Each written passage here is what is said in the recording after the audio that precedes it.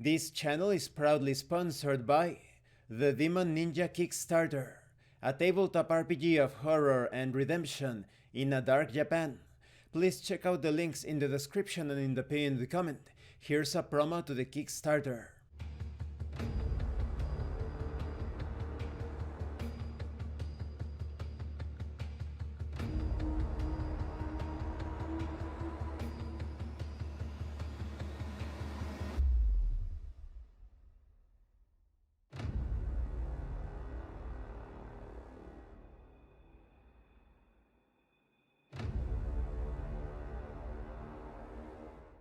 And the Red Room Publishing.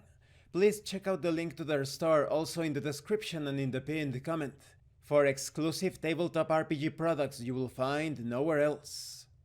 Hi, welcome to this part of my review featuring Battle Century G Remastered.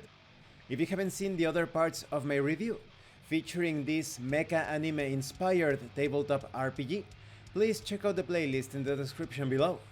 This time we are going to talk about match actions.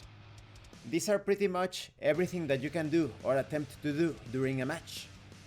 Only offensive tests benefit from tension, such as attack and suppress actions. When using an offensive test, you can move towards the target or circle around them.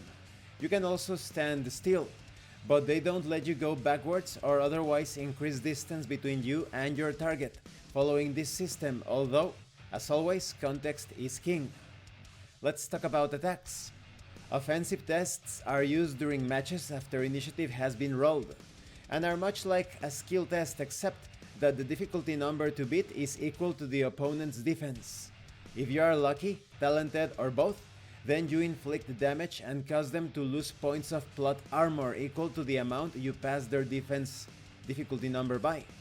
If you just barely meet the difficulty number, then it does not have a visible effect, no damage is dealt, but other secondary effects, if any are applicable, may still take place.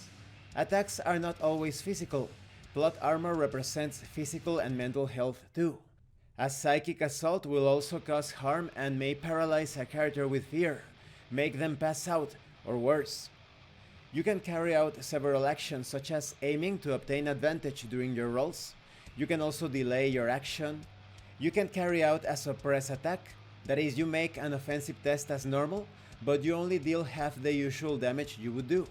If you at least meet the difficulty number, then the enemy suffers a disadvantage to all tests until the beginning of your next turn.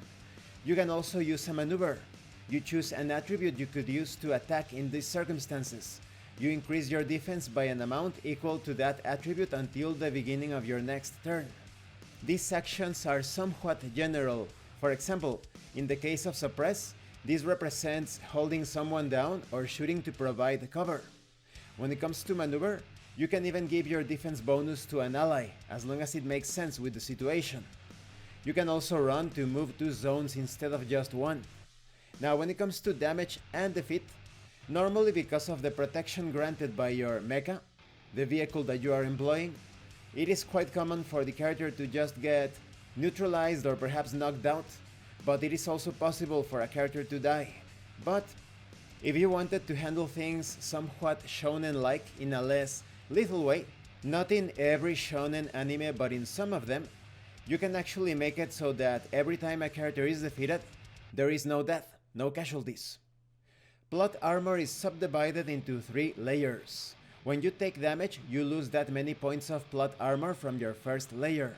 When a layer is out of points, the layer immediately below it is the one to continue losing points afterwards, until the 3 layers are empty. When losing a layer, you must test willpower against a difficulty number of 5 for losing the first layer, a difficulty number of 10 for the second layer, and a difficulty number of 15 for the third layer.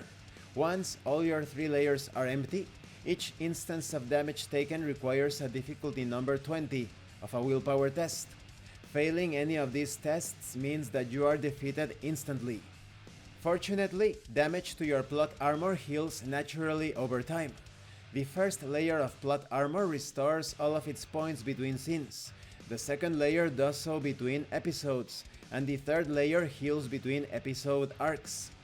Sometimes you don't take the damage, but an object in your possession does, like your car when you are being shot at during a car chase. In these cases, you do battle using proxies. A proxy uses your attributes, skills, traits, and everything else that could reasonably apply to an object under your control.